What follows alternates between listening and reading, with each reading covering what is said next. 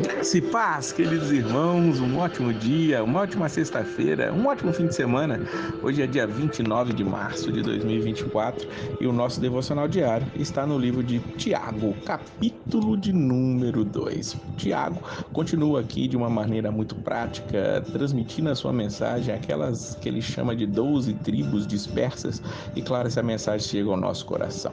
Precisamos entender que o livro de Tiago ele foi combatido em alguns momentos da história da igreja por parecer que ele estava sendo contraditório àquilo que Paulo ensinava. Lembra que nós já vimos que Paulo diz que o homem é justificado pela fé? Pois é, Tiago ele vai falar que além da fé nós precisamos de obras, mas em momento nenhum ele está sendo contraditório, na verdade ele está sendo complementar. Ele começa o capítulo 2 dizendo: meus irmãos, como crentes em nosso glorioso Senhor Jesus Cristo, não façam diferença entre as pessoas tratando-as com favoritismo. Ele está falando aqui de um sentido de discriminação, fazendo julgamentos por critério errados, como diz o versículo 4. E como isso? Quando está numa reunião adorando a Deus, chegam pessoas ricas e são colocadas no lugar de honra, e pessoas que são mais humildes sendo colocadas em outros lugares. Mas isso está totalmente errado. Não deve haver acepção de pessoas em relação à posição social e financeira que ela tem. Ele está deixando muito claro que assim não deve ser feito. Então ele diz no versículo 8 que se nós realmente obedecemos à lei encontrada na Escritura, ele diz: ame o seu próximo como a si mesmo. Então assim nós estaremos agindo corretamente. Agora, se tratarmos com favoritismo, diz o versículo 9, estão cometendo pecado e serão condenados pela lei como transgressores. E aí ele vai partir aqui para a parte prática da questão da fé.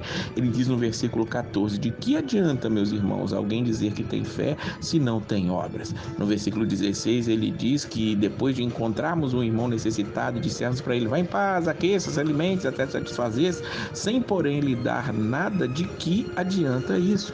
Muitas vezes isso acontece. Tantas pessoas necessitadas que batem em nossas portas, que querem alguma coisa, e geralmente vamos orar por você, quando o que a pessoa precisa é algo que a satisfaça a sua fome, o seu frio.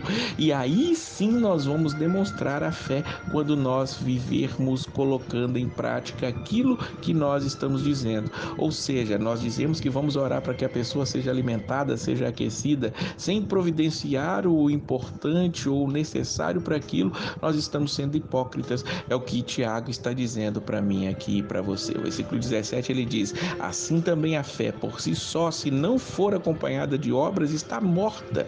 A fé precisa ser evidenciada pelas obras, e o texto do versículo 18 é especial nesse sentido. Ele diz: mostre-me a sua fé sem as obras e eu lhe mostrarei a minha fé pelas obras. Ou seja, dizer que tem fé qualquer pessoa pode dizer. A fé ela não tem um termômetro, a gente chamaria de um fenômetro, para medir a fé de alguém. A fé ela só pode ser evidenciada, demonstrada através das obras. Então, se nós temos realmente fé, nós vamos demonstrar isso no nosso amor e no nosso cuidado. É o que Tiago insiste em dizer para nós. E ele vai usar o mesmo exemplo que Paulo usou ao dizer que Abraão ele foi justificado pela fé. E ele diz: não foi Abraão, nosso antepassado, justificado por obras quando ofereceu seu filho Isaque sobre o altar? Ele está dizendo que Abraão foi justificado pela ação dele de ter levado Isaque até o monte ali para ser sacrificado. E aí no versículo 22 ele deixa muito claro: você pode ver que tanto a fé como as suas obras estavam atuando juntas, e a fé foi aperfeiçoada pelas obras. A fé ela é aperfeiçoada pela obra. As obras que nós fazemos, elas vão aperfeiçoar a nossa fé, vão demonstrar que há uma fé real dentro de nós. Então ele não está dizendo que somente as obras salvam, de maneira nenhuma. Ele diz que tanto a fé como as suas obras estavam atuando juntas, usando o exemplo ali de Abraão. Que nós possamos demonstrar a nossa fé através das nossas ações, as nossas atitudes. E ele termina o capítulo mais uma vez mencionando, para ficar muito claro na mente de todos os que estavam lendo a sua carta: assim como o corpo sem o espírito está morto, também a fé sem obras está morta.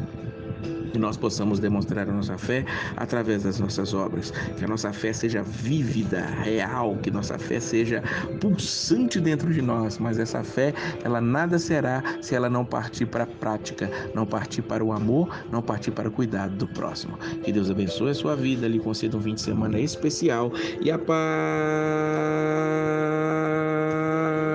do Senhor.